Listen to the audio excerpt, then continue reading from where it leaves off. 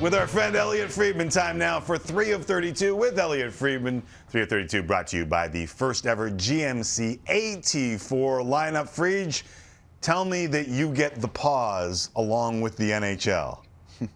I don't know if I get it, but I'm taking it. Attaboy. Where's the wood panel room? I started my question without looking up. And what do we got here? Tim, I've been in that room so much lately. I have cabin fever of the wood paneling. I just moved into our dining room area here. That's awesome. I want to talk about the Olympics, and obviously, are we going to get like an announcement sometime soon? Everyone just seems like probably it's imminent. Tomorrow. Yeah. Well, look, like we've known since Sunday that it's not going to happen, and it's just a matter of like the league notified the players on Sunday that it couldn't happen because of the material damage of the schedule. They gave the players the option of, do you want to announce it with us? And the players said yes, they would. That I think took a day to formalize, and now they've got to go to the IOC and officially notify them and get everything in a row. I think I was told today there were some players who, wanted to see.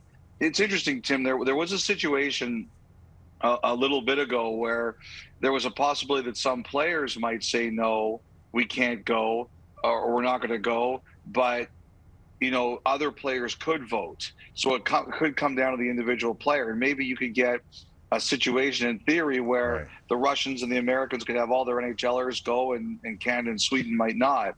But that, I think some players still wanted to see if that was an option, but because it was the NHL that triggered its clause, that's no longer an option. And I think some players wanted to talk about that and just see what their options were. So that was one of my follow-ups. You were under the impression there will be no NHLers at this tournament. No, because this was the NHL, because of the material damage to the schedule, they can come out and say, we can't go. How real, if at all, was any thought of moving the tournament to American soil like some had floated out there? Was there any chance that that could have happened, like Seattle? I don't think that was me who floated it out there. And, I have 32 thoughts to fill. No, I thought it was a great idea. I'm surprised there wasn't a contingency plan on some level. Yeah. It's happened before in the Olympics with equestrian. In Australia, they had quarantine rules, so you had to do the equestrian elsewhere. But I don't think there was ever a ton of thought put into it, Tim. Okay, so then is the All-Star game in jeopardy? I don't think so. I think it's Vegas. There's a lot of money poured into it. It's a revenue winner. The people who really wanted the All-Star game this year was ESPN, and they were trying to turn it into, because the Pro Bowl's in the city the next day, and I think they were trying to turn it into a big NHL, NFL love fest. And I don't know if that's still going to be possible. But I have been told, don't assume the All-Star game is getting postponed. I think the biggest challenge is going to be the players still want to get a break around during the Olympics, and they will get one. I assume it'll be about a week. I don't know that for sure. Then they'll start putting the schedule together. But I've had people tell me, it's a lot of follow the money, right? Yeah. What are they trying to protect the most right now? The Winter Classic. It is protect the Winter Classic at all costs. Really? Because it's a big revenue generator. Yeah. And what's another big revenue generator? The All-Star game. It's funny. I was going to ask you, like, is that worth a couple of regular season games? The All-Star, like, where does it rank? And I'm surprised that the Winter Classic is bigger than the All-Star game. Well, it's just the Winter Classic is right in front of us, right? Yeah. And look how many tickets are sold. Like, basically the way the Winter Classic works is the NHL, the league buys out the host team of a home game. Yeah. So they pay, and now there's a lot of costs there. They're already paying the costs of setting up the rink and everything there. So now you really want to get your revenues in. It's a big one for them. So there's a lot of maneuvering, and obviously this is taking place across the sports world right now, and I know a lot of people are tired of it, and I listened to 32 Thoughts on Monday, and you did the same thing that we did on Monday. The last thing we want to be doing is talk about COVID, but yet here we are because it's going to affect the way we consume everything over the next little while. So as I came to air today, we had Adam Silver talking about we're not going to eradicate this virus, so we got to figure out a way to deal with it. We put that clip in the start of the show, and then Connor Hellebuck was thrown in at the start of the show talking about how the NFL is doing their testing and not testing asymptomatic players. How many Connor Hellebucks are there in the NHL? A lot. Yeah. There's a lot, and I wouldn't want to put a number on it. Because I think, like, one thing I try to do, Tim, I try to talk to a lot of people, but like for me to come on here and say there's a certain percentage or a certain number, I'd be lying to you because I don't talk to everybody. I get it. But a general feel, though.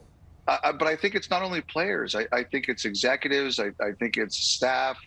I think it's officials around the league. And I just think, you know what it is? It's COVID fatigue. It's not that Connor Hellebuck is a bad person. No. It's just that it's COVID fatigue. Everyone's tired of it. Like, I'm tired of it. Everyone's tired of it. And the other thing too is that it affects your livelihood. Like, Montreal, as one executive said to me, Montreal playing last week, there's the arena, without in Philadelphia, that's $2.3 million that they're never going to see again. And I remember last year, the owner of the Golden State Warriors, and I thought about this today when I heard Adam Silver's quotes. The owner of the Golden State Warriors, he said, if there's another year like this, there's going to be no NBA. And, people look at it and say, well, these are millionaire athletes. Yeah, but it doesn't mean their livelihood isn't threatened too.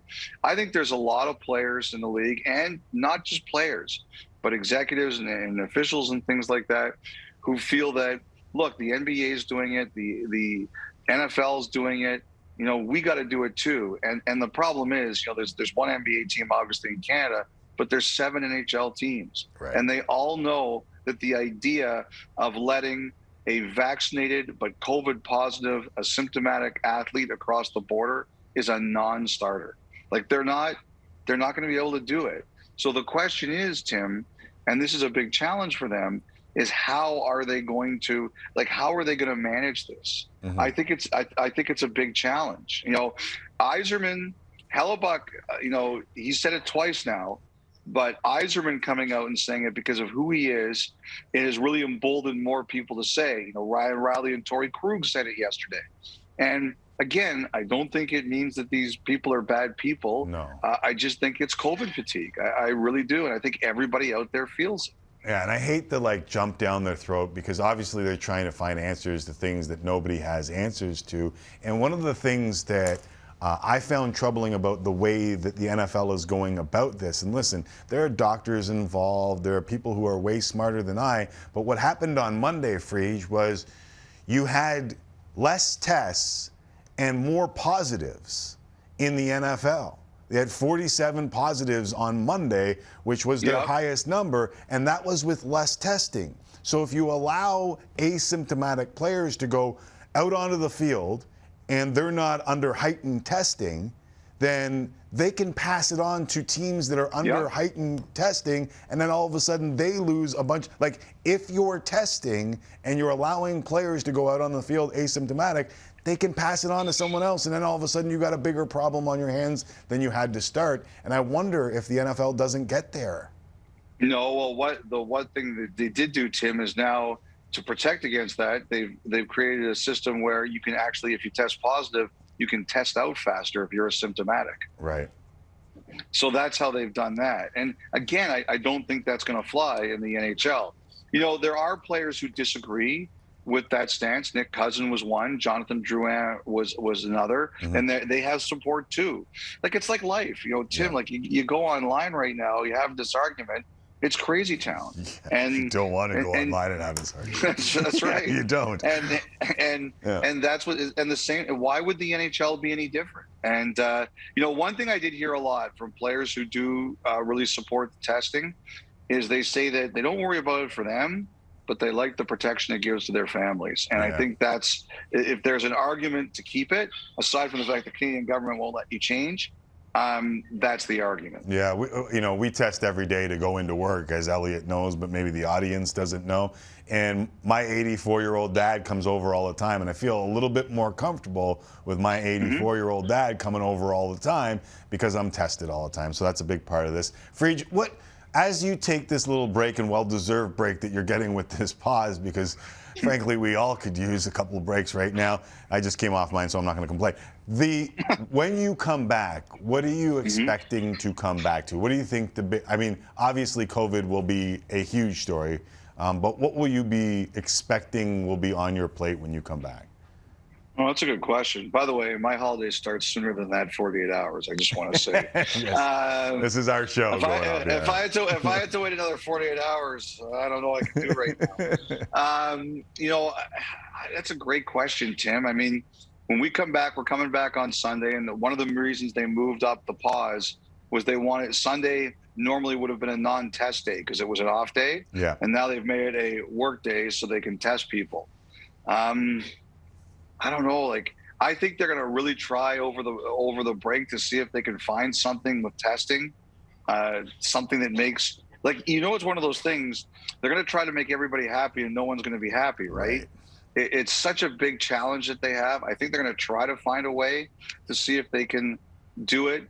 You know, maybe they'll sit here and say, look, the more players the more players and people get infected with it, you know, the sooner we might be out of it. But that's always, who knows what that's going to mean, if that's even a smart game to play. I just think, you know what one doctor told me, Tim?